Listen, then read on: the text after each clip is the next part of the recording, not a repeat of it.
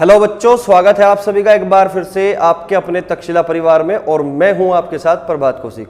तो बच्चों, हमने अब तक जो हिंदी की क्लास पढ़ी वो अब तक हमने 4 जो है यूट्यूब प्लेटफॉर्म पर हमने अपलोड कर दी है। ठीक है, जिसमें हमने पढ़ा था वर्ण के भेद, स्वर के भेद, व्यंजन के भेद। अब तक हमने इनके बारे में चर्चा कर ली है। ठीक है, तो आज की जो क्लास होगी बेटा, जैसे कि हमने पढ़ा था कि वर्ण के भेद कितने हैं, तो वर्ण के भेद टोटल 3 होते हैं, स्वर वर्ण, व्यंजन वर्ण और अयोगवाह।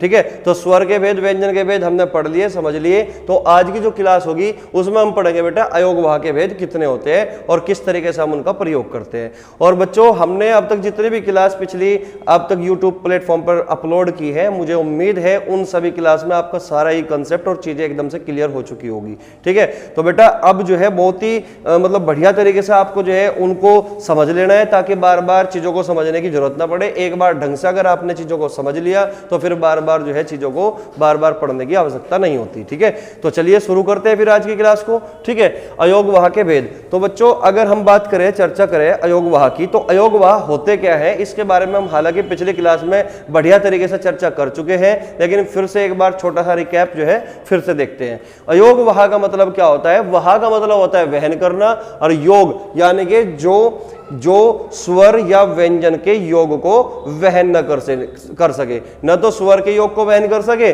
और न व्यंजन के योग को वहन कर सके, लेकिन फिर भी भाषा में जिसका प्रयोग हो उसी को हम अयोगवाह कहते हैं।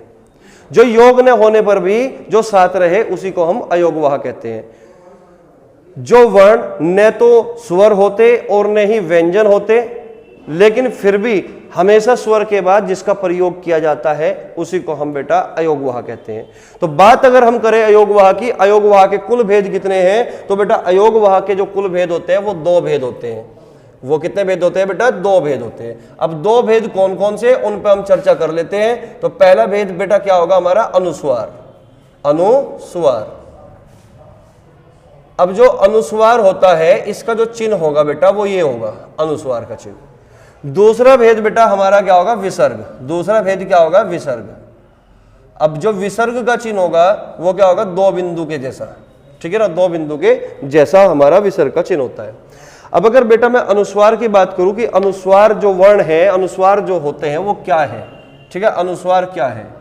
तो बेटा दोनों के दोनों, अगर मैं बात करूं अनुस्वार की भी और विसर्ग की भी, तो दोनों के दोनों वर्णों का या फिर इन चिन्हों का या फिर अयोगवाह के अंतर्गत अगर दोनों हैं, तो अनुस्वार का भी और विसर्ग का भी दोनों का जो प्रयोग होता है वो अधिकतर बेटा तत्सम शब्दों में होता है। तो कुल मिला के बात ये होगी, तो पहला पॉइंट क्या बनेगा कि तत्सम शब्दों में प्रयोग। तत्सम शब्दों में प्रयोग।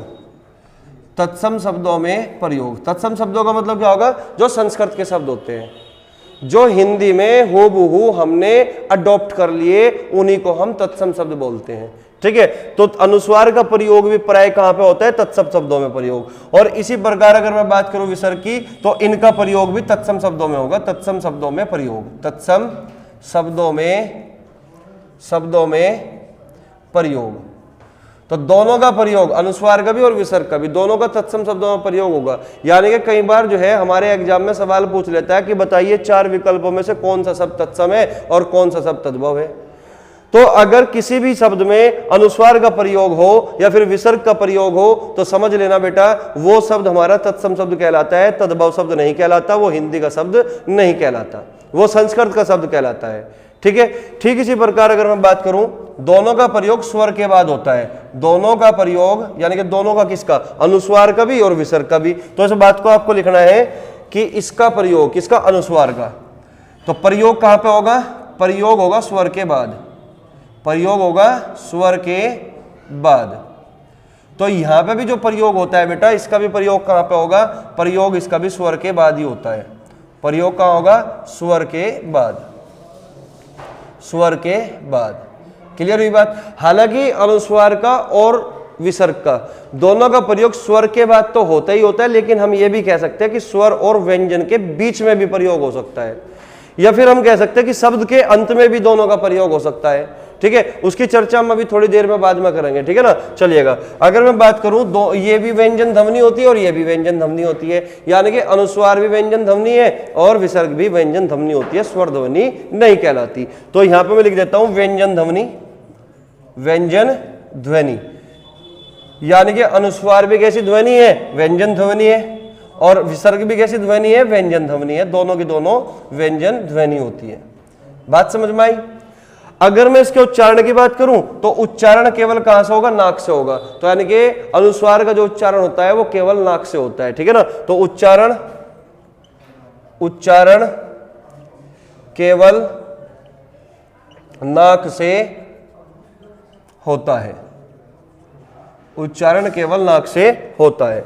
और इसका जो उच्चारण होगा विसर्ग का, वो है के उच्चारण की तरह होता है। जिस तरीके से हम है का उच्चारण करते हैं उसी तरीके से हम विसर्ग का उच्चारण करते हैं, है की तरह होता है। तो उच्चारण किसकी तरह होगा बेटा, उच्चारण है की तरह होता है, उच्चारण है की तरह होता है, ठीक है बेटा। अब मैं कुछ एग्जाम्पल लिख देता हूं, जैसे कि मैं यहां पे लिख दूं एग्जाम्पल के रूप में संसार। अब जो संसार है, तो इसमें हमने संसार शब्द में जो अनुस्वार का प्रयोग किया वो हमने शुरू में कर दिया।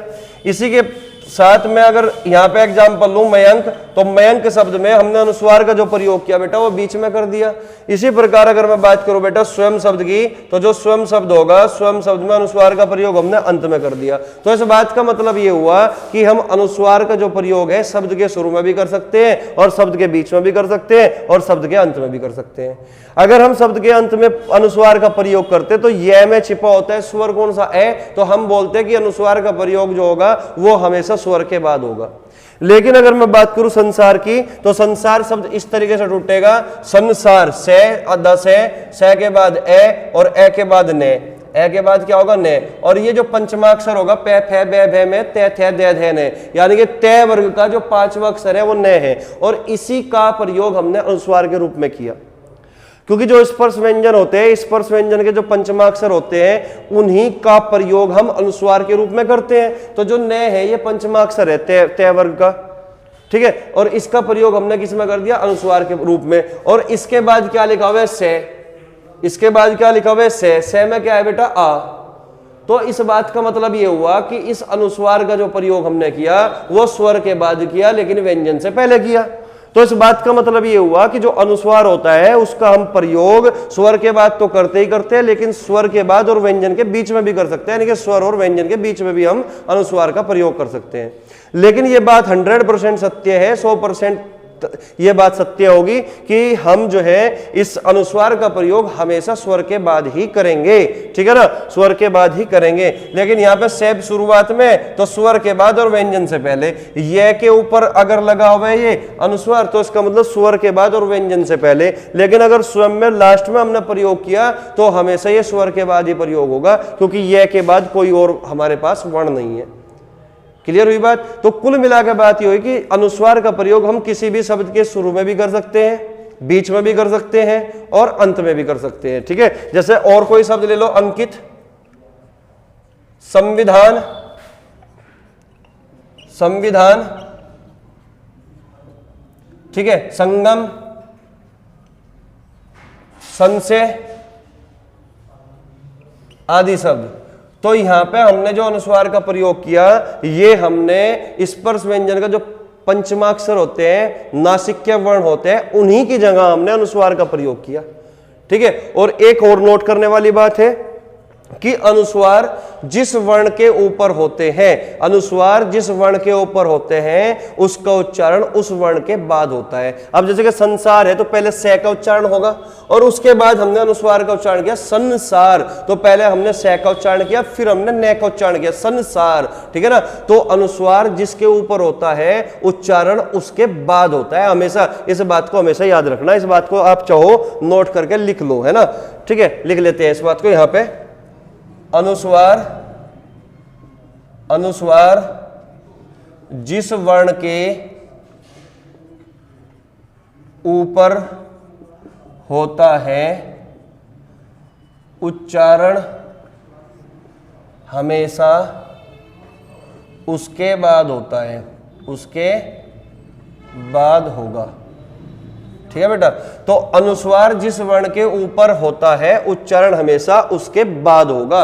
क्लियर होगी बात। जैसे कि यहाँ पे मयंक था, मयंक, य का उच्चारण पहला हुआ और न का उच्चारण बाद में हो, मयंक। ठीक है ना, तो यहाँ पे स्वयं है, य का उच्चारण पहला होगा, बाद में उसका मैं का होगा, स्वयं। समझ रहे बात को। अंकित हो गया, संविधान हो गया। अब जैसे कि संविधान है, स का उच्चारण पहला होगा, मैं का उच्चारण बाद में होगा, क्योंकि मैं के रूप में ही हमने अनुस्वार का प्रयोग किया है।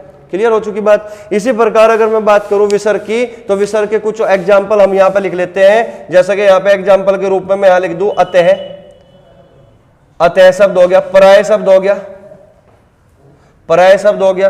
ठीक है ना, उसके बाद पुनः शब्द हो गया, दुख शब्द हो गया।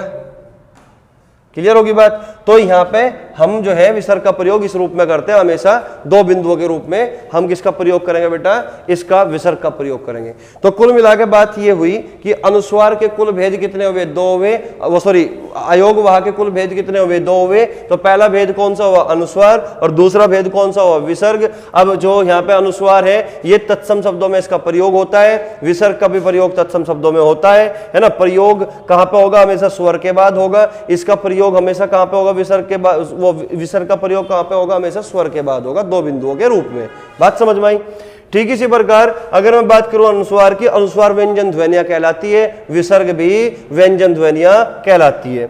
उच्चारण केवल नाक से होता है, उच्चारण है की तरह होता है। ठीक है, ये कुछ एग्जाम्पल हुए दोनों के। तो उम्मीद है चीजें क्लियर हो चुकी होगी। अब इससे आगे बढ़ते हैं। ठीक है, अब इससे आगे एक छोटा सा टॉपिक है बेटा, हलंत। अब हलंत के बारे में समझने का प्रयास करते हैं कि हलंत का प्रयोग हम क्यों करते हैं, क्या वजह है। ठीक है ना, चलिएगा। तो चलिए बच्चों, अब टॉपिक आया छोटा सा हलंत। हलंत क्या है, ठीक है ना, हलंत। तो हलंत का जो साइन होता है बेटा, ये आड़ी तिरछी रेखा होती है। ठीक है ना, हलंत का जो साइन होगा ये आड़ी तिरछी रेखा होगी। अब हलंत का प्रयोग हम हिंदी में क्यों करते हैं या संस्कृत में क्यों करते हैं, इस बात को समझने का प्रयास करते हैं। ठीक है, जब भी हमें किन्हीं व्यंजन वर्णों को बिना स्वर के लिखना हो तो हम उन व्यंजन के नीचे हमेशा हलंत का प्रयोग करते हैं। यानी कि स्वर रहित व्यंजन वर्ण क्या कहलाते हैं, आधे व्यंजन कहलाते हैं। और आधे व्यंजन को प्रदर्शित करने के लिए हम उसके नीचे हमेशा हलंत का प्रयोग करते हैं। ठीक है, चलिएगा। तो मैं यहां पे लिख देता हूं, जिन वर्णों का, ऐसा लिख लो, जब व्यंजन वर्णों का, जब व्यंजन वर्णों का प्रयोग, जब व्यंजन वर्णों का प्रयोग बिना स्वर के, बिना स्वर के, स्वर के, बिना स्वर के किया जाता है, किया जाता है, तब उन वर्णों के नीचे हलंत का प्रयोग करते हैं। तब उन वर्णों के नीचे हलंत का प्रयोग करते हैं। तो मुद्दा यह है कि बिना स्वर के जब भी हम व्यंजन वर्णों का प्रयोग करेंगे तो हमेशा उन वर्णों के नीचे हलंत का प्रयोग करते हैं। जैसे ये कै लिखा हुआ है तो इसमें इसका मतलब व्यंजन भी है और इसमें स्वर भी है कै में। तो कै का मतलब यहाँ पे आधा कै है और इसमें स्वर छिपा हुआ है। लेकिन इस बार हमें क्या करना है, शुद्ध व्यंजन लिखना है, न कि पूर्ण व्यंजन, क्योंकि ये अभी पूर्ण व्यंजन के रूप में लिखा हुआ है। तो इसका मतलब आधा कै लिखना है, तो इसके नीचे हमने हलंत का प्रयोग किया। तो इस बात का मतलब हुआ कि ये आधा कै है। ठीक इसी प्रकार अगर मैं बात करूं आधे खे की, गे की, आधे चे की, आधे छह की, तो ये सब क्या है बेटा, इनका प्रयोग हमने हलंत के रूप में किया। तो ये सारे के सारे क्या है, आधे छह आधे छह हैं। ठीक है ना, आधा खे आधा गे। ठीक है, तो पहला पॉइंट हुआ हमारा ये। अब दूसरा पॉइंट क्या होगा, दूसरा पॉइंट ये होगा बेटा, हलंत का प्रयोग अधिकतर हम तत्सम शब्दों में ही करते हैं। ठीक है ना, जिस प्रकार हम अनुस्वार का प्रयोग तत्सम शब्दों में करते हैं, विसर्ग का प्रयोग तत्सम शब्दों में करते हैं, तो हलंत का प्रयोग भी हम तत्सम शब्दों में करते हैं। तो यहां पर मैं लिख देता हूं, हलंत का प्रयोग, हलंत का प्रयोग पराय, पराय का मतलब अधिकतर, पराय तत्सम शब्दों में, तत्सम शब्दों में किया जाता है, किया जाता है। बात समझ में आई। हलंत का प्रयोग प्राय तत्सम शब्दों में किया जाता है। जैसे कि एग्जाम्पल के रूप में लिख दो, मिट्टी, अब मिट्टी, मिट्टी में ये टे आधा है तो इसलिए इसके नीचे हलंत लगा दिया, ठीक है ना। गद्य, गद्य, पद्य, विद्या, पाठ्य, ठीक है बेटा। तो इस तरीके से हम हलंत का प्रयोग करते हैं और जिन शब्दों में हलंत का प्रयोग होता है वो हमेशा तत्सम शब्द कहलाते हैं। तो यहाँ पे मिट्टी, गद्य, पठ्य, वो पद्य, विद्या, पाठ्य, ये शब्द क्या है, सारे के सारे ये तत्सम शब्द हैं। तो उम्मीद है अयोग वाह के भेद और हलंत का प्रयोग आप अच्छे से समझ चुके होंगे। अब हम पढ़ेंगे बेटा प्रयत्न के आधार पर स्वर और व्यंजन का वर्गीकरण क्या होता है, समझिए। चलिए देखते हैं अब। तो चलिए बच्चों, अब हिंदी में हमें नया टॉपिक पढ़ना है और टॉपिक का नाम क्या है, प्रयत्न के आधार पर स्वर और व्यंजन का वर्गीकरण। तो प्रयत्न के आधार पर स्वर और व्यंजन का वर्गीकरण कैसे करना है, ठीक है ना। तो मुद्दा बेटा ये है, सबसे पहले हमें समझना पड़ेगा कि प्रयत्न होता क्या है। तो प्रयत्न का मतलब होता है कि वर्णों का उच्चारण करने का तरीका, ढंग, शैली को हम क्या बोलते हैं, प्रयत्न बोलते हैं। तो सबसे पहले बेटा हमें प्रयत्न को समझना है कि प्रयत्न क्या है। तो लिख लेते हैं वर्णों के उच्चारण करने की रीति या तरीका या ढंग या शैली को प्रयत्न कहते हैं, या शैली को प्रयत्न कहते हैं। अब बात ये हुई कि प्रयत्न के प्रकार कितने हैं। तो टोटल प्रयत्न के जो प्रकार है वो 2 प्रकार है। तो प्रयत्न 2 प्रकार का होता है। तो पहला पॉइंट हो गया। दूसरा पॉइंट क्या होगा, प्रयत्न 2 प्रकार का होता है। प्रयत्न 2 प्रकार का होता है। अब कौन कौन से हैं, पहला हुआ कौन सा, अभियांतर प्रयत्न,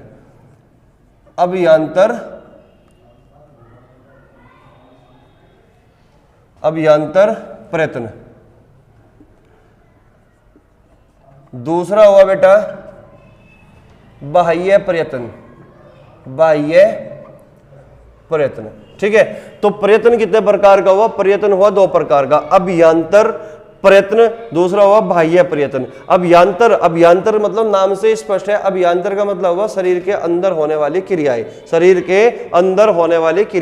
बाह्य प्रयत्न की अगर मैं बात करूं तो बाह्य प्रयत्न का मतलब होगा शरीर के बाहर होने वाली क्रियाएं, उसी को हम क्या बोलते हैं, बाह्य प्रयत्न। तो लिख लेते हैं इस बात को भी, शरीर के अंदर होने वाली क्रियाएं, शरीर के अंदर होने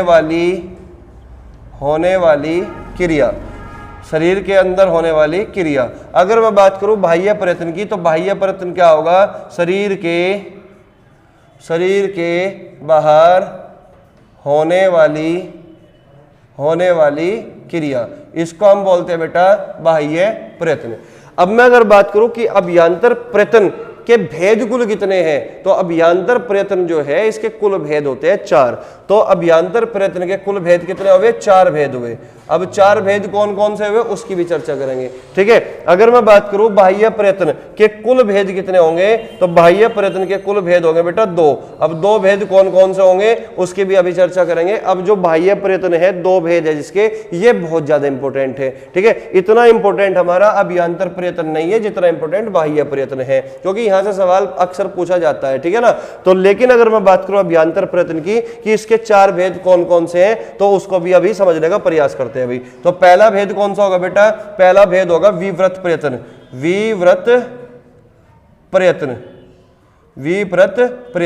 तो विवृत प्रयत्न में हिंदी में कुल जो स्वर है वो सभी जो है विवृत प्रयत्न के अंतर्गत आते हैं, ठीक है ना। तो हिंदी के सभी स्वर, तो सारे स्वर कौन कौन से हैं, सारे स्वर में ऐसे औ तक जितने भी स्वर है, टोटल 11 स्वर होते हैं हिंदी में, और वे सारे के सारे स्वर कहां पे आगे, विवृत प्रयत्न में आगे। तो मैं लिख देता हूं ऐसे औ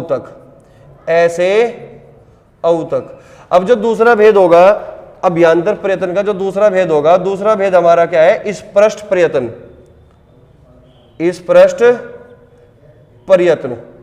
अब स्पष्ट प्रयत्न में क्या होगा बेटा, इसमें जो स्पर्श व्यंजन होते हैं 25 होते हैं स्पर्श व्यंजन। तो सारे के सारे जो 25 के 25 व्यंजन हैं, कैसे लेकर मैं तक, वो सभी के सभी स्पष्ट प्रयत्न के अंतर्गत आते हैं। तो लिख देते हैं यहां पे स्पर्श व्यंजन। अब स्पर्श व्यंजन कहां से लेकर कहां तक, कैसे लेकर मैं तक, कैसे मैं तक, ये हो गए हमारे स्पर्श पर्यतन। अब तीसरा जो भेद होगा वो क्या होगा बेटा, ईसद ईसद स्पृष्ट पर्यतन, ईसद स्पृष्ट पर्यतन।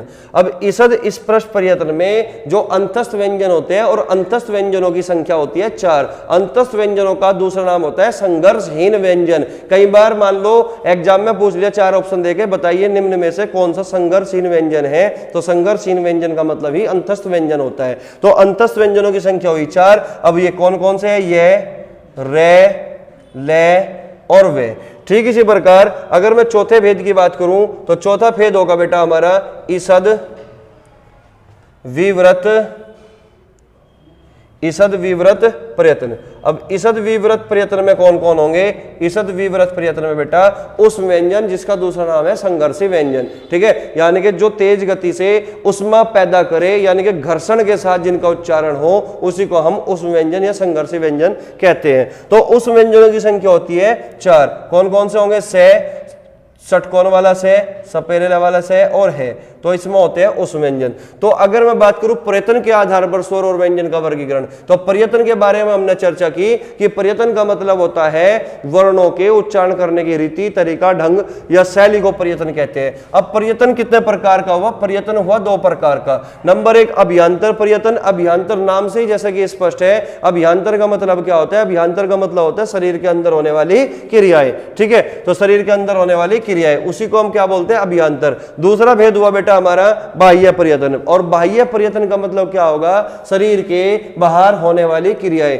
इसके कितने भेद हुए, 2 भेद हुए। ठीक है, और अभ्यांतर प्रयत्न के कितने भेद हुए, 4 भेद हुए। वे कौन कौन से भेद हुए, पहला भेद हुआ विव्रत प्रयत्न, जिसके अंतर्गत आते हैं सारे स्वर। और कितने स्वर होते हैं हिंदी में, टोटल 11 स्वर होते हैं, ए से लेकर औ तक टोटल 11 स्वर है, और सारे के सारे स्वर विव्रत प्रयत्न के अंतर्गत होंगे। अब दूसरा भेद हुआ स्पृष्ट प्रयत्न। स्पष्ट प्रयत्न नाम से स्पष्ट है, ठीक है ना, तो इस बात का मतलब ये हुआ कि जो दूसरा भेद है स्पष्ट प्रयत्न में, इसमें 25 के 25 स्पर्श व्यंजन यानी कि वर्गीय व्यंजन होंगे, जो कै से लेकर मैं तक होंगे।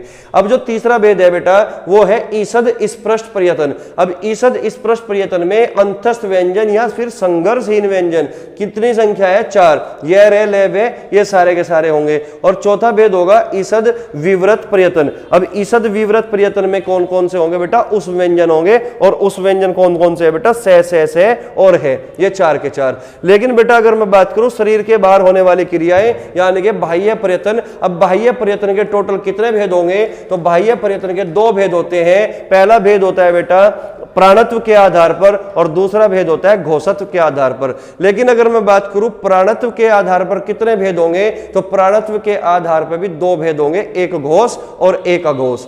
और अगर मैं बात करूं घोषत्व के आधार पर, तो घोषत्व के आधार पर भी 2 भेद होते हैं। पहला कौन सा भेद होगा बेटा, पहला भेद होगा घोषत्व के आधार पर घोष, और दूसरा कौन सा होगा, अघोष। क्लियर हो चुकी होगी बात यहां तक, ठीक है। चलिए मैं इसको रफ कर देता हूं। अब हमें समझना है बेटा बाह्य प्रयत्न, तो अपनी कॉपी पे हेडिंग लगा के रख लो बाह्य प्रयत्न, यानी कि शरीर के अंदर होने वाली क्रियाएं। कितने भेद हुए, 2 भेद। चलो मैं यहीं पे लिख देता हूं 2 भेद कौन कौन से हुए। नंबर 1 भेद कौन सा होगा, और नंबर 2 भेद कौन सा होगा। पहला भेद हो गया प्राणत्व के आधार पर, प्राणत्व के आधार पर, और दूसरा भेद हो गया घोषत्व के आधार पर, घोषत्व के आधार पर। दूसरा भेद हो गया बेटा घोषत्व के आधार पर। तो अपनी कॉपी पे हेडिंग लगा लो भाई, कौन सा, प्राणत्व के आधार पर। इसको समझना है, प्राणत्व के आधार पर। तो सबसे पहले बेटा हम पढ़ेंगे प्राणत्व के आधार पर। प्राणत्व के आधार पर, प्राणत्व का आधार का मतलब क्या होगा, वायु। प्राण का मतलब क्या होगा, वायु। कि जब हम उच्चारण करते हैं वर्णों का, तो जो हवा होती है वो कितनी तेज निकलती है या कितना धीरे निकलती है, ठीक है ना। क्योंकि महाप्राण और अल्पप्राण अगर आपको अच्छे से समझ में आया होगा, तो अल्पप्राण का मतलब है जब हम उच्चारण करते हैं वर्णों का तो कम वायु बाहर निकलती है मुख से, ठीक है ना। और महाप्राण का मतलब क्या होगा, जिनको बोलने में हमें अधिक प्रयत्न करना पड़ता हो, अर्थात बोलते समय मुख से अधिक वायु बाहर निकलती हो तो उसको हम महाप्राण बोलते हैं। तो यहां पे जो हुआ, यहां पे प्राणत्व के आधार पे कितने भेद हुए? 2 भेद। कितने भेद हुए? 2 भेद। नंबर 1 हो गया बेटा अल्पप्राण, और दूसरा क्या हो गया बेटा? महाप्राण। महाप्राण। लेकिन अगर मैं बेटा साथ में बात करूं, ये हमारा पहला भेद हो गया, और अगर मैं दूसरे भेद की बात करूं घोषत्व के आधार पर, तो इसको भी मैं साथ में लिखूं यहां पे, घोषत्व के आधार पर। घोषत्व के आधार पर, तो घोषत्व के आधार पे भी कितने भेद हुए बेटा? 2 भेद हुए। अब 2 भेद कौन कौन से हुए इसको समझने का प्रयास करेंगे भाई। 2 भेद कौन कौन से हुए? पहला हुआ बेटा घोष, या फिर हम कह सकते हैं इसको सघोष। दूसरा कौन सा होगा बेटा? अघोष। दूसरा कौन सा होगा? अघोष। अब इसमें समझते हैं भाई। अल्पप्राण की अगर मैं बात करूं तो अल्पप्राण में जो पहला पॉइंट होगा तो मैं लिखूंगा सारे के सारे स्वर। सारे स्वर। अब सारे स्वर यानी कि ऐसे लेकर औ तक हिंदी में कुल स्वरों की संख्या होती है कितनी? 11। तो सारे के सारे स्वर जितने भी होते हैं वे सारे के सारे अल्पप्राण कहलाते हैं। सारे स्वर यानी कि ऐसे औ तक, ऐसे औ तक, औ तक। तो बेटा ये क्या कहलाए? अल्पप्राण कहलाए। अगर ये अल्पप्राण कहलाए तो इसका मतलब महाप्राण तो ये हो ही नहीं सकते। बात समझ में आई? अब अगर मैं बात करूं घोषत्व के आधार पे, तो घोषत्व के आधार पे भी जितने भी स्वर होंगे, हिंदी में टोटल 11 स्वर होते हैं, तो 11 के 11 स्वर जो होते हैं वो सघोष होते हैं, यानी कि घोष होते हैं। तो इसमें भी हमारा पहला पॉइंट यही बनेगा, सारे स्वर। सारे स्वर, ठीक है ना? कहां से कहां तक? ऐसे औ तक, ऐसे औ तक। बात समझ में आई? ये हुआ हमारा घोष का पहला पॉइंट, ठीक है ना? अगर मैं बात करूं अघोष की, तो अगर घोष में सारे स्वर आ गए तो अघोष में तो स्वर हो ही नहीं सकते। बात समझ में आई? इतनी बात क्लियर हो चुकी होगी। अगर मैं बात करूं बेटा दूसरे पॉइंट की, तो दूसरा पॉइंट क्या कहता है अल्पप्राण के बारे में? तो दूसरा पॉइंट अल्पप्राण के बारे में कहता है कि प्रत्येक वर्ग का पहला, तीसरा और 5वां वर्ण अल्पप्राण कहलाता है। तो प्रत्येक वर्ग का पहला, तीसरा और 5वां वर्ण, तो समझ जाना 1, 3, 5 का मतलब क्या है? 1, 3, 5 का मतलब है प्रत्येक वर्ग का पहला, तीसरा और 5वां वर्ण अल्पप्राण कहलाता है। 1, 3, 5 क्या कहलाता है? अल्पप्राण कहलाता है, ठीक है। अब अगर मैं महाप्राण की बात करूं तो मैं यहां पे क्या बोलूंगा बेटा कि प्रत्येक वर्ग का दूसरा और चौथा वर्ण, प्रत्येक वर्ग का दूसरा और चौथा वर्ण, प्रत्येक वर्ग का दूसरा और चौथा वर्ण क्या कहलाता है? महाप्राण कहलाता है। चीजें क्लियर हो चुकी होगी। अगर मैं बात करूं घोष और सघोष की, तो मैं कह सकता हूं कि प्रत्येक वर्ग का तीसरा, चौथा और 5वां वर्ण घोष कहलाता है, ठीक है ना? तो प्रत्येक वर्ग का ऐसा लिखने की जरूरत तो नहीं है ना, तो आप समझ जाना कि ये प्रत्येक वर्ग का ही चल रहा है ना, ठीक है ना? तो तीसरा, चौथा और 5वां वर्ण, तो प्रत्येक वर्ग का तीसरा, चौथा और 5वां वर्ण क्या कहलाता है? घोष कहलाता है। ठीक इसी प्रकार अगर मैं बात करूं अघोष की, तो अघोष में क्या होगा? पहला और दूसरा वर्ण, पहला और दूसरा वर्ण क्या कहलाता है? अघोष कहलाता है। बात समझ में आई? तो प्रत्येक वर्ग का पहला और दूसरा वर्ण क्या कहलाता है बेटा? अघोष कहलाता है। क्लियर हो चुकी होगी बात, ठीक है। अब अगर मैं अल्पप्राण की बात करूं, यहां पे सारे स्वर जो है अल्पप्राण है, और प्रत्येक वर्ग का पहला, तीसरा, 5वां वर्ण जो है अल्पप्राण है। तो इसके बाद अगर मैं बात करूं बेटा अंतस्थ व्यंजन की, तो जितने भी अंतस्थ व्यंजन होते हैं, जितने भी अंतस्थ व्यंजन होते हैं वो भी क्या कहलाते हैं बेटा? अल्पप्राण कहलाते हैं। अंतस्थ व्यंजन, अंतस्थ व्यंजन भी क्या है बेटा? अल्पप्राण है। अब कौन कौन से अंतस्थ व्यंजन? ये, रे, ले और वे, तो ये सारे के सारे क्या है बेटा? ये अल्पप्राण है। बात समझ में आई? अब अगर अल्पप्राण में अंतस्थ व्यंजन आ चुके तो महाप्राण में तो आ ही नहीं सकते। अगर मैं बात करूं घोषत्व में, घोषत्व के आधार पर घोष में अगर मैं बात करूं, तो यहां पे भी बेटा अंतस्थ व्यंजन, यहां पे भी क्या होते हैं? अंतस्थ व्यंजन। अब अंतस्थ व्यंजन कौन कौन से? ये, रे, ले और वे। तो घोष में भी क्या हो गए? घोष क्या होते हैं? अंतस्थ व्यंजन भी घोष कहलाते हैं, और अंतस्थ व्यंजन अल्पप्राण भी कहलाते हैं, अंतस्थ व्यंजन घोष भी कहलाते हैं, ठीक है। तो इसका मतलब अगर घोष अंतस्थ व्यंजन है तो घोष में तो हो गए ही नहीं। क्लियर हो चुकी है यहां तक बात, ठीक है। एक साथ हम सारी चीजों को लेके चल रहे हैं ताकि चीजें एकदम क्लियर रहे, तुम्हें डिफरेंस का भी पता लग जाए इसमें कि क्या डिफरेंस है प्राणत्व के आधार पे और घोषत्व के आधार पे, ठीक है। चलिएगा अब आगे अगर मैं बात करूं अल्पप्राण में ही, अगर मैं आगे बात करूं अल्पप्राण में ही, तो अंतस्थ व्यंजन के बाद आता है बेटा उष्म व्यंजन। तो क्या उष्म व्यंजन जो होते हैं वो अल्पप्राण होंगे? आप कहोगे सर नहीं, उष्म व्यंजन अल्पप्राण नहीं होते, उष्म व्यंजन महाप्राण होते हैं। क्योंकि जब हम उस व्यंजन का उच्चारण करते हैं, संघर्षी व्यंजनों का उच्चारण करते हैं, तो जो हवा होती है मुख से अधिक मात्रा में बाहर निकलती है। तो इस बात का मतलब यह हुआ कि उस व्यंजन अल्पप्राण नहीं होते। फिर उसके बाद बेटा हमने बात करी थी अयोगवाह की। अब अयोगवाह के जो भेद है वो दो है, एक अनुस्वार होते हैं और एक जो है विसर्ग होते हैं। तो अल्पप्राण में अनुस्वार होगा कि विसर्ग, मुद्दा ये है। तो अल्पप्राण में बेटा अनुस्वार होता है। अल्पप्राण में कौन होता है बेटा? अनुस्वार होता है। अब अनुस्वार का चिन्ह क्या होगा? ए के ऊपर अंकी बिंदु लगा दो, ये अनुस्वार कहलाएगा। तो अगर अनुस्वार यहां पे अल्पप्राण है, ठीक है ना, तो अगर मैं बात करूं बेटा इधर की, तो यहां पे कौन होगा? महाप्राण। तो अनुस्वार तो महाप्राण नहीं होगा, तो इसका मतलब यहां पे क्या होगा? उष्म व्यंजन, क्योंकि अंतस्थ व्यंजन इधर आ चुके, तो महाप्राण में उष्म व्यंजन होंगे। उष्म व्यंजन, तो उष्म व्यंजन कितने होते हैं? 4। कौन कौन से? से, षटकोण वाला से, और ये वाला से, और ये वाला है, ठीक है ना। तो महाप्राण हुए कौन सा बेटा? एक तो दूसरा चौथा वर्ण, उस व्यंजन महाप्राण है। बात समझ में आई?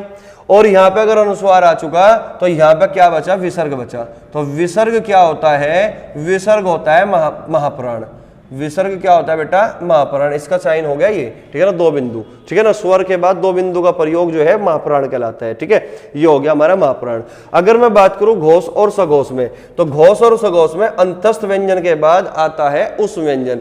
तो मुझे बताइए क्या उष्म व्यंजन जो होगा वो हमारा घोष होगा? तो बेटा यहां पे पॉइंट है, पॉइंट, और पॉइंट क्या है? 1, यानी कि जो है होता है ना, है। अब ये पॉइंट है, इसको आप हमेशा याद रखोगे। जो है होता है ना, है, ये होता है घोष, ठीक है ना। बाकी जितने भी 3 वर्ण बचे उस व्यंजन में से, वो कहलाते हैं अघोष, ठीक है ना। तो अगर यहां पे बेटा है आ चुका, तो यहां पे क्या बचेगा? यहां पे तीसरे नंबर पे, दूसरे नंबर पे, तो दूसरे नंबर पे बेटा यहां पे उष्म व्यंजन होगा। उष्म व्यंजन, उष्म व्यंजन। अब उष्म व्यंजन कौन कौन से? से, पहला पॉइंट ये हो गया। से के बाद ये वाला से, फिर ये वाला से। लेकिन जो है होता है वो कहलाता है घोष। घोषत्व के आधार पे जो है होता है घोष कहलाता है, ठीक है ना। है क्या कहलाएगा? घोष कहलाएगा। जबकि सारे के सारे, चारों के चारों वर्ण क्या होंगे? ये उस व्यंजन चारों के चारों क्या होंगे? महाप्राण होंगे। लेकिन घोष के आधार पर अगर मैं बात करूं तो केवल है घोष होता है, यानी कि सघोष होता है। बाकी जो 3 वर्ण बचे ये कहलाते हैं अघोष। क्लियर हुई बात? ठीक है। अब उसके बाद बेटा यहाँ पे उस व्यंजन की बात हो चुकी, ठीक है ना। ये उस व्यंजन है, इसको याद रखना, उष्म व्यंजन। और ये बहुत ज्यादा इंपॉर्टेंट पॉइंट है, क्योंकि एग्जामिनर क्या करेगा? आपको 4 ऑप्शन देगा, और 4 ऑप्शन में से 3 ऑप्शन ऐसे देगा जो घोष नहीं होते, ठीक है ना। क्योंकि घोष क्या कहलाते हैं? बाद के 3 वर्ण, बाद के 3 वर्ण, तीसरा चौथा पांचवा वर्ण, यानी कि 4 ऑप्शन में से 3 वर्ण या 3 व्यंजन ऐसे देगा जो घोष नहीं है। एक ऑप्शन में रख देगा है। तो याद रखना ये इंपॉर्टेंट पॉइंट है क्या कहलाता है? घोष कहलाता है, ठीक है। अब अगर मैं बात करूं अनुस्वार की, तो जो अनुस्वार होगा, अनुस्वार की चिन्ह होगा, ठीक है ना। अनुस्वार भी क्या होता है? घोष कहलाता है। लेकिन अगर मैं अघोष की बात करूं तो जो विसर्ग होगा, विसर्ग कहलाता है अघोष। विसर्ग क्या कहलाता है बेटा? अघोष। तो विसर्ग कहलाता है भाई अघोष। यहां तक चीजें क्लियर हो चुकी होगी, ठीक है बच्चों। तो इससे आगे बढ़े, ठीक है। तो इसको एक बार नोट कर लो जल्दी से, एक बार फिर से मैं रिवाइज करा देता हूं, क्योंकि इसमें सबसे ज्यादा जो मोस्ट इंपोर्टेंट पॉइंट है बेटा वो ये है, ठीक है ना। तो है के बारे में समझना जरूरी था। तो जो है होता है ये घोष होता है, घोष, ठीक है ना, या फिर सघोष होता है। लेकिन है जो है अघोष नहीं होगा। क्लियर हो चुकी। तो जो बाह्य पर्यटन था, तो बाह्य पर्यटन यानी कि शरीर के बाहर होने वाली क्रिया, उसके थे टोटल कितने भेद? 2 भेद। एक प्राणत्व के आधार पर और दूसरा भेद क्या था? घोषत्व के आधार पर। तो प्राणत्व के आधार पर भी कितने भेद हुए बेटा? 2 भेद, एक अल्पप्राण और एक महाप्राण। तो अल्पप्राण में सारे के सारे स्वर जो है अल्पप्राण है। पहला तीसरा पांचवा वर्ण, प्रत्येक वर्ग का पहला तीसरा पांचवा वर्ण क्या है? अल्पप्राण है। अंतस्थ व्यंजन 4 होते हैं, सारे के सारे अल्पप्राण है। अनुस्वार जो है वो अल्पप्राण है। लेकिन अगर मैं बात करूं महाप्राण की, तो दूसरा चौथा वर्ण क्या है? महाप्राण है। सारे के सारे उस व्यंजन महाप्राण है, साथ में विसर्ग महाप्राण है। अगर मैं बात करूं घोष और सघोष की, तो सारे के सारे जो स्वर होते हैं हिंदी में टोटल 11 स्वर है, सारे के सारे क्या है घोष है, ठीक है ना। और अंतस्थ व्यंजन टोटल 4 है, सारे के सारे अंतस्थ व्यंजन क्या कहलाते हैं, घोष कहलाते हैं। और प्रत्येक वर्ग का तीसरा चौथा वर्ण क्या कहलाता है, घोष कहलाता है। और साथ में जो मोस्ट इंपोर्टेंट पॉइंट है, उस व्यंजन में से केवल है जो होता है यह घोष कहलाता है, बाकी जो 3 उस व्यंजन वर्ण बचे वो कहलाते हैं अघोष। और साथ में अनुस्वार जो होता है वो कहलाता है घोष, ठीक है ना। अघोष में प्रत्येक वर्ग का पहला दूसरा वर्ण अघोष कहलाएगा और उस व्यंजन जो है 3 केवल उस व्यंजन अघोष कहलाएंगे और विसर्ग अघोष कहलाएगा, ठीक है। तो उम्मीद है चीजें क्लियर हो चुकी होगी। अब हमें पढ़ना है बेटा वर्णों का उच्चारण स्थान, इसको जल्दी से नोट करो फटाफट। वर्णों का उच्चारण स्थान नोट कर लिया होगा बच्चों। चलो इससे आगे बढ़ते हैं भाई। अब जो टॉपिक आया वो आया वर्णों का उच्चारण स्थान। तो हेडिंग लगा लो भाई अपनी कॉपी पे, वर्णों का उच्चारण स्थान, वर्णों का उच्चारण स्थान, ठीक है। तो यहां पे मैं एक तरीके से एक टेबल बनाऊंगा ताकि जो है चीजें एकदम आसान लगने लगे। तो वर्णों का उच्चारण स्थान का मतलब क्या होगा कि हमारी जो जीभ होती है वो मुख के जिस भाग को स्पर्श करती है उसी को हम उच्चारण स्थान कहते हैं। बात समझ में आई? तो इस बात को मैं यहां पे लिख देता हूं कि हमारी जीभ, हमारी जिह्वा या हमारी जीभ मुख के जिस भाग को स्पर्श करती है उच्चारण स्थान कहलाता है। उच्चारण स्थान कहलाता है, उच्चारण स्थान कहलाता है। बात समझ में आई इतनी बात, ठीक है। अब बेटा हमें स्वर और व्यंजन को एक साथ लेकर चलना है, ठीक है ना। एक तरफ लिख देता हूं मैं इस स्वर और एक तरफ लिख देता हूं मैं बेटा स्पर्श व्यंजन, स्पर्श व्यंजन, ठीक है ना। एक साथ चीजों को समझना है, ठीक है। अब यहां पे स्पर्श व्यंजन यानी कि वर्गीय व्यंजन के मैं बारे में बात कर रहा हूं। स्पर्श व्यंजन कौन से होते हैं? कछ ट तप, है ना। कै, चे, टे, ते और पे, ठीक है। तो कै वर्ग हुआ, ये चे वर्ग हुआ, ये टे वर्ग हुआ, ये ते वर्ग हुआ और ये पे वर्ग हुआ, ठीक है।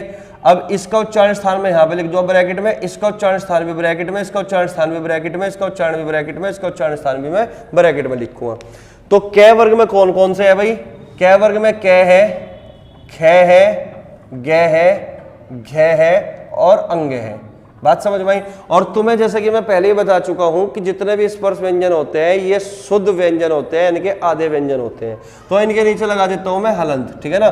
जब हलंत का प्रयोग तो मैं बता ही चुका हूं, हलंत का प्रयोग कब होगा? जब जिन व्यंजन वर्णों को हम बिना स्वर के प्रयोग करते हैं तो वहां पे उन वर्णों के नीचे हम हलंत का प्रयोग करते हैं, ठीक है ना। चे वर्ग में कौन से होंगे? चे, छे, जय, चे, छे, जय, झे और अइया, ठीक है ना। फिर टे वर्ग में टे, ठे, टे, ठे, डे, ढे, अणे, ठीक है। और फिर ते वर्ग में ते, थे, दे, धे और ने होंगे, ठीक है। और पे वर्ग में पे, फे, बे, भे और में होंगे, ठीक है बेटा। चलिएगा अब अगर मैं बात करूं कै वर्ग का उच्चारण स्थान कहां से होगा, तो जब भी हम बेटा कै का उच्चारण करते हैं तो आप भी करके देखिए कै, तो हमारी जो हवा होती है वो डायरेक्ट कंठ यानी कि गले से बाहर निकलती है कै, तो इसी को हम बोलते हैं कंठ यानी कि गला, ठीक है ना। तो कै वर्ग का जो उच्चारण स्थान होगा वो किससे होगा बेटा? कंठ से होगा। बात समझ में आई? कंठ से, ठीक है। तो कै, खे, गे, घे और अंगे, तो इन पांचों वर्णों का जो उच्चारण होगा उसका उच्चारण स्थान क्या होगा? कंठ होगा। तो इस बात को याद रखना, उच्चारण करके देखोगे तो कै का भी, खे का भी, गे का भी, घे का भी, तो एकदम जो हमारे मुख से हवा निकलती है वो डायरेक्ट हमारे गले से एकदम बाहर निकलती है, तो इसी को हम कंठ बोलते हैं। अगर मैं बात करूं बेटा चे की, चलो पहले इससे पहले मैं स्वर की भी बात कर लेता हूं। तो यहां पे हमने कै वर्ग की तो बात कर ली कि इसका उच्चारण स्थान कंठ होगा। अब हमारे पास जो हिंदी में कुल स्वर होते हैं, हिंदी में कुल स्वरों की संख्या 11 है और उन्हीं 11 स्वर में से कौन से 2 स्वर ऐसे हैं जिनका उच्चारण स्थान कंठ से होगा। तो बेटा एक तो होता है हमारा ए और एक होता है बेटा आ। तो एक तो होता है बेटा ए और एक होता है बेटा आ। ए और आ दोनों ही स्वर का उच्चारण स्थान क्या कहलाता है? कंठ कहलाता है। जब आप ए का उच्चारण करोगे या फिर आ का उच्चारण करोगे तो डायरेक्ट जो हवा निकलेगी मुख से वो डायरेक्ट गले से बाहर निकलेगी। इसी को हम क्या कहते हैं? कंठ होता है ए का भी उच्चारण स्थान और आ का भी उच्चारण स्थान। ठीक है। अगर बेटा मैं बात करूं च वर्ग की, तो च वर्ग में कौन कौन होंगे? अब च वर्ग में च, छ, ज, झ। तो जब आप च का उच्चारण करते हो च, तो जो आपकी जीभ होती है ना, जीभ, तो जीभ का जो बीचला हिस्सा होगा वो मुंह के ऊपरी छत पे जो है स्पर्श करता है। बोलो चे, छे, जे, झे। तो जीभ जो होगी, जीभ जो बीच वाला हिस्सा होगा, दिख रहा होगा आपको जो बीच वाला हिस्सा होगा, जब आप चे का उच्चारण करोगे तो ये जो जीभ का बीच वाला हिस्सा होगा ये मुख की ऊपरी छत पे क्या करेगा? स्पर्श करेगा। और जो ऊपरी छत कहलाती है बेटा, यही जो है तालव्य कहलाती है। इसी का नाम तालव्य है। तो चे, छे, जे, झे, बात समझ में आई? तो इसी का नाम क्या है बेटा? तालव्य। तो याद रखना बेटा तालव्य, या तालु भी बोल सकते हैं इसको। ठीक है। तो चे का उच्चारण स्थान तालव्य होगा, चे का उच्चारण स्थान तालव्य होगा, छे का भी उच्चारण स्थान तालव्य, जय का भी, झे का भी और अय्या का भी। बात समझ में आई? लेकिन अगर मैं बात करूं स्वर में कौन कौन से, ऐसे कौन से स्वर हैं जिनका उच्चारण स्थान तालु से होगा? ठीक है ना। तो आप जो है ई का उच्चारण करके देखो, ई। तो ई का जब उच्चारण करते हो, ई, बड़ी ई, तो जो आपकी जो जीभ का बीच वाला हिस्सा होगा वो तालु पे टकराएगा। तो इसका मतलब हमारे पास दो स्वर ऐसे हैं, एक तो ई और एक बड़ी ई। तो इन दोनों का जो उच्चारण स्थान होगा, ई का भी और बड़ी ई का भी, तो इन दोनों का उच्चारण स्थान तालु होगा। तो उम्मीद है ये बात क्लियर हो चुकी होगी। ठीक है। अगर मैं इससे आगे बढ़ूं बेटा, इससे आगे समझते हैं। ठीक है ना। तो टे वर्ग की अगर मैं बात करूं, टे, तो जब आप टे वर्ग का उच्चारण स्थान करोगे, बोलिए टे, ठे, डे, ढे, तो आपकी जो जीभ होगी ना, ये ऊपर जो है ना, जीभ की जो अगली नोक होगी ये ऊपर को थोड़ी मुड़ी होगी। टे, ठे, डे, ढे। तो जब टे, ठे, डे का उच्चारण करते हो तो जीभ की जो अगली नोक होती है ये ऊपर को थोड़ी मुड़ी हुई होती है। बात समझ में आई? तो इसी को हम क्या कहते हैं? इसी को हम क्या कहते हैं? एक सेकंड भाई, इसी को हम क्या कहते हैं? मूर्धा कहते हैं। बात समझ में आई? इसी को हम क्या कहते हैं? मूर्धा कहते हैं। यहाँ ठीक। तो इसी को हम क्या कहते हैं बेटा? मूर्धा कहते हैं। टेट है तो ये होगा हमारा मूर्धा या मूर्धन्य। बात समझ में आई? अब हमें देखना है कि ऐसा कौन सा स्वर है जिसका उच्चारण, ऐसा कौन सा स्वर है जिसका उच्चारण हम जो है मूर्धा से करते हैं। तो आपके सामने एक जो है स्वर आएगा री। अब री का जो उच्चारण करते हैं बेटा, हम री का उच्चारण हमेशा किससे करते हैं? मूर्धा से करते हैं। तो री का उच्चारण स्थान क्या होगा? मूर्धा होगा। री का उच्चारण स्थान क्या होगा बेटा? मूर्धा होगा। क्लियर हुई बात यहां तक? ठीक है। तो री का उच्चारण स्थान होता है मूर्धा। ठीक है। अब देखिएगा, अब टे का उच्चारण स्थान करो, टे, ठे, डे। तो जीभ की अगली नोक जब भी मुड़ेगी ऊपर को तो इसी को हम मूर्धा कहते हैं। और जीभ का जो बीच वाला हिस्सा है अगर ऊपरी छत से टकराएगा, मुंह के ऊपरी हिस्से से टकराएगा, इसको हम तालव्य कहते हैं। लेकिन जीभ की अगली नोक अगर ऊपर, अगली वाली नोक अगर ऊपर को थोड़ा मुड़ी होगी तो और फिर झटके के साथ नीचे आएगी तो इसको हम मूर्धा कहते हैं। टे, ठे, डे, ढे। साथ में हम जब री का उच्चारण करते हैं, री, तो री का उच्चारण करते भी हम जो है मूर्धा का ही इस्तेमाल करते हैं। तो री का उच्चारण स्थान क्या कहलाया? मूर्धा कहलाया। अगर बेटा मैं बात करूं ते वर्ग की, तो ते, थे, दे, धे, ते, थे, दे, धे। तो आप उच्चारण करो, जब आप ते का उच्चारण करोगे ना, तो आप ते का उच्चारण करते वक्त आपकी जो जीभ है वो दांतों से टकराएगी बार बार। अगर दांतों से टकराती है तो इस बात का मतलब ये हुआ कि ते वर्ग का जो उच्चारण स्थान होगा वो दंत्य होगा या दंत होगा। बात समझ में आई? ते वर्ग का जो उच्चारण स्थान होगा बेटा वो दंत होगा। क्लियर हुई बात? तो ते, थे, दे, धे, ने, तो इन पांचों के पांचों वर्णों का उच्चारण स्थान क्या होगा? दंत होगा। लेकिन बेटा हमारे पास हिंदी में कुल कितने स्वर है माय डियर स्टूडेंट्स? 11 स्वर है। और 11 स्वर में से कोई सा भी ऐसा स्वर नहीं है जिनका उच्चारण स्थान दंत से होता हो। ठीक है ना। तो सारे के सारे स्वर, कोई भी स्वर होगा उसका उच्चारण स्थान कभी भी दंतव्य से नहीं होगा। बात समझ में आई? चलिए इससे आगे बढ़ते हैं। अगर मैं बात करूं बेटा पे वर्ग की, तो पे, फे, बे, भे। तो जब हम पे, फे, बे, भे का उच्चारण करते हैं तो आपके होठ जो है ना बार बार फड़फड़ाते हैं एक दूसरे के ऊपर। तो इसी का मतलब हुआ कि जो पे वर्ग का उच्चारण स्थान होगा इसका उच्चारण स्थान क्या होगा बेटा? ओष्ठ होगा। क्या होगा?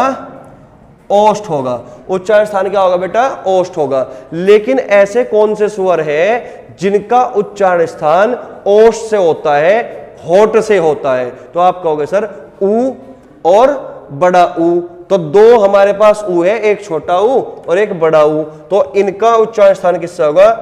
ओष्ठ से होगा, ऊ और बड़ा ऊ। तो यहां पे टोटल कितने स्वर आ चुके? 1 2 3 4 5 6 7 7 स्वर के बारे में हमें पता चल चुका। अभी 4 स्वर बाकी है। उन 4 स्वर का उच्चारण स्थान कहां से होगा उनको भी हम अभी समझने का प्रयास करेंगे। तो एक बार फिर से मैं रिवाइज करा देता हूं उसको, ठीक है ना। तो स्पर्श व्यंजन में कै वर्ग का जो उच्चारण स्थान होता है वो कंठ होता है। कंठ का मतलब गला, कि जब भी हम कै वर्ग का उच्चारण करते हैं तो इन वर्णों का उच्चारण करते वक्त इन जो मुख से वायु निकलती है वो डायरेक्ट जो है गले से बाहर निकलती है एकदम, ठीक है ना, झटके के साथ। अगर मैं बात करूं चै वर्ग की, तो जीभ का जो बीच वाला हिस्सा होगा, जीभ का जो बीच वाला हिस्सा होगा और मुख की ऊपरी वाली छत से टकराती हो तो इस स्थान को हम तालव्य बोलते हैं। जैसे कि चै का उच्चारण करो चै, तो जीभ का बीच वाला हिस्सा ऊपरी छत से टकराएगा, इसको हम तालव्य बोलते हैं। साथ में ही ई और बड़ी ई, ये भी क्या होता है बेटा? तालव्य होता है। एक बार यूपीएसआई 2017 में पूछा गया था कि 4 ऑप्शन देके कि बताइए निम्न में से कौन से वर्ण स्त्रीलिंग है। निम्न में से कौन से वर्ण स्त्रीलिंग है? तो बेटा ई और बड़ी ई, ये दोनों के दोनों वर्ण क्या कहलाते हैं? स्त्रीलिंग कहलाते हैं। इसको हमेशा याद रखना। ई और बड़ी ई ये क्या कहलाते हैं? स्त्रीलिंग। और साथ में बेटा री भी जो है स्त्रीलिंग कहलाता है। बात समझ में आई? तो ये तीनों के तीनों वर्ण आपको जो दिखाई दे रहे हैं, ये तीनों के तीनों वर्ण स्त्रीलिंग कहलाते हैं। बात समझ में आई इतनी? ठीक है, चलिए इससे आगे बढ़ते हैं। अगर मैं बात करूं बेटा किसकी? टै वर्ग की, तो टे ठे डे ढे, अगर जीभ की नोक ऊपर झटके से नीचे आती हो, जीभ की नोक ऊपर उठकर झटके के साथ नीचे आती हो, तो इसी को हम क्या कहते हैं? मूर्धा कहते हैं। बोले टे, तब आप टे का उच्चारण करोगे तो ऊपर मुड़ेगी और फिर झटके के साथ नीचे आएगी, इसको हम मूर्धा कहते हैं। री का भी उच्चारण स्थान मूर्धा से होगा, लेकिन दंतव्य एक ऐसा उच्चारण स्थान है जिससे केवल व्यंजन का उच्चारण होता है, और वो भी तय वर्ग का, तय थे दे थे। बार बार जो जीभ होती है वो दांतों को स्पर्श करती है, इसका मतलब दंतव्य कहलाता है। लेकिन ऐसा कोई स्वर नहीं है जिसका उच्चारण स्थान दंतव्य से होता हो। इसी तरीके से अगर पै वर्ग की बात करूं, पै फै बै भै, तो होठ बार बार फड़फड़ा रहे एक दूसरे के ऊपर, तो इसको हम बोलते हैं ओष्ठ। तो केवल 2 स्वर ऐसे हमारे पास ऊ और बड़ा ऊ, जिनका उच्चारण स्थान ओष्ठ से होता है, होठों से होता है। अब हमारे पास 4 स्वर और बचे हुए। अब ये 4 स्वर की अगर हम चर्चा करें, वे 4 स्वर कौन कौन से है, इधर मैं चर्चा करूंगा उनकी, ठीक है ना। तो हमारे पास 4 स्वर कौन कौन से है बेटा? एक तो है ए, और एक है इसी की बड़ी बहन मान लो या भाई मान लो, बड़ी ए, ठीक है, ए और ए। और एक है बेटा ओ और बड़ा, मतलब ओ और औ। अगर मैं बात करूं ए की, तो जो ए है ये जो है ना ए, ये 2 वर्णों से मिलकर बना है, 2 वर्णों से मिलकर बना है। अब वे 2 वर्ण कौन कौन से है बेटा? ए प्लस ई, यानी कि ए समान स्वरों के मेल से, ए प्लस ई। अगर मैं बड़ी ए की बात करूं, तो जो बड़ी ए है ये बना है बेटा ए प्लस ए से, ए प्लस ए से। बात समझ में आई? लेकिन अगर मैं बात करूं ओ की, तो ओ जो है ए प्लस ऊ से मिलकर बना है, और जो औ है ये बना है बेटा ए प्लस औ से मिलकर, ए प्लस औ से मिलकर। अब यहां से हम देखते हैं कि इनका उच्चारण स्थान कहां से होगा, ठीक है ना। तो ए का उच्चारण स्थान हमने अभी समझ लिया कंठ से होता है, ई का उच्चारण स्थान हमने समझ लिया तालु से होते हैं, और जो ए बनती है वो ए प्लस ई से बनती है। तो यहाँ पे इसका ए का जो उच्चारण स्थान होगा वो भी वही जो है बड़ी ए का उच्चारण स्थान होगा। तो इसका मतलब ये हुआ कंठ और तालु। तो कंठ तालव्य, अगर मैं बात करूं कि ए और आई का, ए और बड़ी ए का उच्चारण स्थान क्या होगा, तो कंठ तालु या कंठ तालव्य, कंठ तालव्य, कंठ तालव्य। तो याद रखना बेटा ए और बड़ी ए का जो उच्चारण स्थान होगा वो कंठ तालव्य से होगा, क्योंकि ए का जो उच्चारण स्थान होता है वो कहां से होता है बेटा? ए का उच्चारण स्थान कंठ से होता है, और जो ई का उच्चारण स्थान होता है बेटा, ई का उच्चारण स्थान तालव्य होता है। तो इसका मतलब ए और बड़ी ए का जो उच्चारण स्थान होगा वो कंठ तालव्य से होगा, ये संयुक्त उच्चारण स्थान कहलाए, ठीक है। इसी प्रकार अगर मैं बात करूं ओ की, तो ओ बनता है ए प्लस ऊ से मिलकर, और ए का उच्चारण स्थान होता है कंठ से, और ऊ का उच्चारण स्थान होता है बेटा ओष्ठ से, ओष्ठ से। तो इसका मतलब इनका जो उच्चारण स्थान होगा वो क्या कहलाएगा? कंठोष्ठ कहलाएगा, कंठोष्ठ। कंठ और ओष्ठ से मिलकर जो संयुक्त उच्चारण स्थान बना वो क्या कहलाया बेटा? कंठोष्ठ कहलाया, तो ये कंठोष्ठ हुआ। तो 4 स्वर ये हमारे हो चुके, ठीक है ना, 4 स्वर ये और 7 स्वर ये, टोटल 11 स्वरों के बारे में हमें पता चल चुका कि कहां से किसका उच्चारण स्थान होता है, ठीक है। और हमने इन 25 के 25 व्यंजन का उच्चारण स्थान भी हमने सीख लिया कि कहां से किसका उच्चारण स्थान होता है। कंठ कौन सा उच्चारण स्थान है, तालु कौन सा उच्चारण स्थान है, और साथ में मूर्धा कौन सा उच्चारण स्थान है, दंत कौन सा उच्चारण स्थान है, और ओष्ठ कौन सा उच्चारण स्थान है। बात समझ में आई? इतनी बातें हमने सीख ली है। अगर इतनी बात समझ में आई बेटा तो अब आगे बढ़ते हैं, ठीक है ना। अब जो है हम आगे बढ़ेंगे, ठीक है। इसके बाद बेटा आता है अंतस्थ व्यंजन। इसके बाद बेटा आता है अंतस्थ व्यंजन।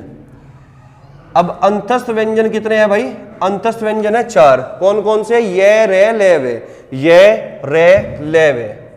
ये, रे, ले और वे। तो अंतस्थ व्यंजन है 4। अब ये का जब आप उच्चारण करोगे ये, तो जीभ का जो बीच वाला हिस्सा होगा वो मुख की ऊपरी छत से टकराएगा, और ऊपरी छत क्या कहलाती है? तालव्य कहलाती है। तो इस बात का मतलब ये हुआ कि यह का जो उच्चारण स्थान है वो तालव्य है। क्या बेटा? तालव्य। जब तक आप खुद उच्चारण स्थान नहीं करोगे, खुद जो है यह का उच्चारण करके नहीं समझोगे, तब तक चीजें रटनी होगी आपको, और रटने से कभी चीजें समझ में नहीं आएगी। कुछ समय के लिए आप याद कर लोगे, लेकिन फिर कुछ समय बाद भूल जाओगे। तो हमेशा प्रैक्टिकली समझो चीजों को। यह का उच्चारण स्थान करके देखो, ये, तो जब यह का उच्चारण स्थान करोगे तो जीभ का जो बीच वाला हिस्सा होगा ये मुंह की ऊपरी वाली छत से टकराएगा, और जो ऊपरी वाली छत कहलाती है उसी को हम तालव्य कहते हैं, ठीक है। अगर मैं बात करूं रे की, तो जब आप रे का उच्चारण स्थान करोगे, रे, बोलिए रे, जब आप रे का उच्चारण स्थान करते हो तो रे का उच्चारण स्थान करते वक्त तो जीभ की अगले वाली नोक होती है, जो जीभ की अगली वाली नोक होती है ये ऊपर उठकर तेजी से नीचे झटके के साथ गिरती है, रे। तो इसका मतलब ये हुआ कि ये कहलाता है मूर्धा। ये कहलाता है बेटा मूर्धा। और जब आप ले का उच्चारण स्थान करोगे, बोलिए ले, तो ले का जब आप उच्चारण स्थान करोगे तो आपकी जो जीभ है वो दांत को स्पर्श करती है, और अगर जीभ ने दांतों को स्पर्श किया तो कौन सा उच्चारण स्थान कहलाएगा? दंतव्य, यानी कि दंत। कौन सा कहलाएगा बेटा? दंतव्य, यानी कि दंत। बात समझ में आई? ठीक है। लेकिन अगर बेटा मैं वे की बात करूं, और वे हो जाता है बेटा एक स्पेशल वर्ण, इस पे लगा देता हूं मैं स्टार, क्योंकि वे हो जाता है एक स्पेशल वर्ण, इस पे लगा देता हूं मैं स्टार, क्योंकि वे एक ऐसा वर्ण है जो 2 अलग अलग वर्णों से मिलकर नहीं बना होता। वह ही केवल एक ऐसा वर्ण है जो 2 अलग अलग वर्णों से मिलकर नहीं बना होता, लेकिन फिर भी इसका जो उच्चारण होता है वो 2 अलग अलग जगह से होता है। फिर भी इसका जो उच्चारण होता है बेटा वो 2 अलग अलग जगह से होता है। तो इसलिए इसको हमेशा याद रखना। इसको मैं बार बार रिपीट कर रहा हूं कि जो वह होता है वह ही एक ऐसा वर्ण है जो 2 अलग अलग वर्णों से मिलकर नहीं बना होता, लेकिन इसका उच्चारण स्थान फिर भी 2 अलग अलग जगह से होता है। अब वे 2 अलग अलग जगह कौन सी है बेटा? इसको हमेशा आपको याद रखना है। अब 2 अलग अलग जगह है बेटा वो दंतोष्ठ। क्या होगी?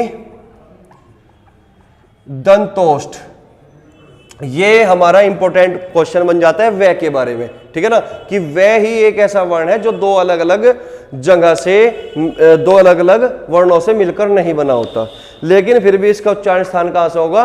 2 अलग अलग जगह से होगा, दंतोष्ठ होगा, दांत और ओष्ठ, दांत और ओष्ठ से मिलकर, ठीक है। तो उम्मीद है इतनी बात समझ में आ चुकी होगी अंतस्थ व्यंजन के बारे में। अगर मैं बात करूं बेटा इसके बाद ऊष्म व्यंजन, ऊष्म व्यंजन, अगर मैं बात करूं उस व्यंजन की, अब उस व्यंजन की अगर मैं बात करूं तो उस व्यंजन हमारे पास कितने हैं भाई? उस व्यंजन भी हमारे पास कितने हैं बेटा? उस व्यंजन है हमारे पास 4। कौन कौन से? से, और ये वाला से, और ये वाला से, और है, ठीक है बेटा। तो आपको समझना है, देखिएगा, अगर आपके अंतस्थ व्यंजन का क्रम याद है कि ये, रे, ले और वे, ठीक है ना, अगर ये क्रम याद है और उस व्यंजन का भी आपको क्रम याद है, तो आप कभी भी इन 3 से में नहीं कंफ्यूज होंगे, क्योंकि सबसे ज्यादा जो बच्चा कंफ्यूज होता है उच्चारण स्थान में वो इन 3 से में उच्चारण स्थान में कंफ्यूज होता है। तो आज आप इस चीज को पढ़ लोगे तो आज के बाद इन तीनों से में आप उच्चारण स्थान में कभी गड़बड़ नहीं करने की, ठीक है ना। अगर यह रे लेवे के बारे में आप समझ में आ गए कि यह तालव्य रे मूर्धय ले दंत है और वह दंतोष्ठ है, वह तो एक स्पेशल हो चुका है, इसको तो आपको याद हमेशा रखना ही रखना है कि इसका उच्चारण स्थान क्या होगा, दंतोष्ठ होगा। तो अब समझिएगा स का उच्चारण स्थान क्या होगा। अगर मैं बात करूं स के उच्चारण स्थान की, तो बेटा जो य का उच्चारण स्थान होता है, देखो क्रम में अंतस्थ व्यंजन पहले नंबर पे है ये, तो यहां पे भी क्या होगा, पहले नंबर पे जो स होगा इन दोनों का सेम होगा, तालुव्य, तालु यानी कि तालव्य। बात समझ में आई। लेकिन अगर मैं स की बात करूं बेटा, षटकोण वाले स की बात करूं, तो जो रे का उच्चारण स्थान होगा वही स का उच्चारण स्थान होता है मूर्धा। श मूर्धा क्या होगा, मूर्धा। इस स को बोलोगे श, क्लियर हुई बात। इस स को बोलोगे श, तो मूर्धा। बात समझ में आई। ठीक इसी प्रकार अगर मैं इस स की बात करूं बेटा, ये सपेरे वाला स होता है और सपेरे वाला स, और सपेरा क्या रखता है, सांप, और सांप क्या मारता है, दांत। तो इस बात का मतलब सपेरे वाला स का जो उच्चारण स्थान होगा वो क्या होगा बेटा, दंत होगा। क्लियर हुई बात। लेकिन अगर मैं बात करूं बेटा है की, तो जब आप है का उच्चारण करते हो, है का, तो कंठ को खोलकर बहुत ही तेज गति से वायु एकदम बाहर निकलती है और डायरेक्ट कंठ से निकलती है। तो है का जो उच्चारण स्थान होता है वो कंठ होता है। क्या होता है, कंठ होता है का उच्चारण स्थान क्या होगा बेटा, कंठ होगा। तो हमने यहाँ पे सारे के सारे स्वरों का उच्चारण स्थान समझ लिया, साथ में स्पर्श व्यंजनों का उच्चारण स्थान समझ लिया, साथ में हमने ये भी समझ लिया कि ए और ए, ओ और औ, है ना, ये संयुक्त उच्चारण स्थान के बारे में भी हमने समझ लिया। यानी कि अगर मैं बात करूं कुल संयुक्त उच्चारण स्थान वाले वर्णों की संख्या कितनी है, कुल संयुक्त उच्चारण स्थान वाले कुल वर्ण कितने हैं, संयुक्त उच्चारण स्थान वाले कुल वर्ण कितने हैं। ठीक है, चलिए मैं इस बात को भी लिख देता हूं पॉइंट बना के नोट करके। कुल संयुक्त उच्चारण स्थान वाले वर्ण कितने होंगे बेटा, कुल संयुक्त उच्चारण स्थान वाले वर्णों की संख्या कितनी होगी, 5 होगी। भाई 4 तो यहां पे है और एक वे है, तो कौन कौन से है भाई, 5 होगी। एक तो मैं यहां पे लिख देता हूं 5 होगी। कौन कौन से होंगे, ये होंगे एक तो ए, बड़ी ए, ओ, औ, और साथ में बेटा वे होगा। ठीक है ना। अब ये जो हमारे 4 हैं, ये इन्हीं को हम क्या कहते हैं, संयुक्त स्वर भी बोलते हैं। इसी को हम क्या बोलते हैं, संयुक्त स्वर भी बोलते हैं। ठीक है ना। और इसी को हम विजातीय स्वर भी बोलते हैं। संयुक्त स्वर या विजातीय स्वर, ये बात हमने पहले चर्चा कर चुकी। संयुक्त स्वर या फिर इसी को हम क्या बोलते हैं, विजातीय स्वर भी बोलते हैं। बात समझ में आई। और अगर मैं बात करूं वे की, तो जो हमारा ये वे होता है, तो इस वे को हम बेटा क्या बोलते हैं, इसका उच्चारण स्थान कहां से होगा, इसका उच्चारण स्थान कहां से होगा, दंतोष से होगा। और इस वे को हम अर्ध स्वर भी बोलते हैं, अर्ध स्वर भी बोलते हैं, और व्यंजन भी बोलते हैं, और अंतस्थ व्यंजन भी बोलते हैं। बात समझ में आई। ठीक है। वे को अगर मैं बात करूं कुल संयुक्त उच्चारण स्थान कितने हैं, अभी तो हमने बात की कि कुल संयुक्त उच्चारण स्थान वाले वर्णों की संख्या कितनी है, तो टोटल 5 है। लेकिन अगर मैं बात करूं कुल संयुक्त उच्चारण स्थान कितने हैं, तो कुल संयुक्त उच्चारण स्थान में बेटा कितने, 3। एक तो बेटा हुआ कंठ तालव्य, एक तो बेटा हुआ एक कंठ तालव्य, और एक हुआ कंठोष्ठ, और एक हुआ दंतोष्ठ। तो टोटल कुल संयुक्त उच्चारण स्थान कितने होंगे, मैं यहां पर लिख देता हूं। ठीक है, इसको तुम अलग से जो है इसी के बाद लिखना नोट में, पहला नंबर दूसरा नंबर। ठीक है ना। तो कुल संयुक्त उच्चारण स्थान, कुल संयुक्त उच्चारण स्थान, कुल संयुक्त उच्चारण स्थान कितने हैं भाई, कुल संयुक्त उच्चारण स्थान हुए 3। कौन कौन से, पहला हुआ बेटा कंठ तालव्य, कंठ तालव्य। दूसरा कौन सा हुआ भाई, कंठोष्ठ, कंठोष्ठ। और तीसरा कौन सा हुआ भाई, दंतोष्ठ, दंतोष्ठ। बात समझ में, ये तीसरा हुआ दंतोष्ठ। ठीक है। तो उम्मीद है कि ये जो वर्णों का उच्चारण स्थान है पूरा डिटेल में आपके समझ में आया होगा, सभी स्वर का और सभी व्यंजनों का, और सभी जो है उस व्यंजन का, अंतस्थ व्यंजन का, साथ में जो संयुक्त उच्चारण स्थान है, इनका सबका जो है आपको अच्छे से डिटेल में समझ में आ गया हो गया। ठीक है ना। तो स्वर का उच्चारण स्थान कहां से होगा, व्यंजन का उच्चारण स्थान कहां से होगा, अंतस्थ व्यंजन का उच्चारण स्थान कहां से होगा, उस व्यंजन का कहां से होगा, और ये विजातीय स्वर है, संयुक्त स्वर है, इनका उच्चारण स्थान कहां से होगा, ये सारी चर्चा हमने कर ली। तो एक बार जो है इसको ढंग से समझ लेना, प्रैक्टिस प्रैक्टिकली समझ लेना तो ज़्यादा बढ़िया होगा, वरना अगर आप रट्टाफिकेशन लगाओगे तो कुछ समय बाद आप इस चीज़ को भूल जाओगे। तो बेटा भूलने का स्कोप कुछ नहीं होना चाहिए आपके मन में, क्योंकि अगर आप विद्यार्थी हो, एक सच्चे विद्यार्थी हो, तो चीज़ों को समझने पे ज़्यादा ध्यान दोगे, न कि रटने पे। ठीक है ना, रटा नहीं जा सकता, अगर रट भी लिया तो ज़्यादा लंबे समय तक टिक नहीं सकता। ठीक है, चलिए फिर अगली क्लास में मुलाकात करते हैं फिर। ठीक है, तो चलिए बच्चों, तब तक के लिए जय हिंद, जय भारत।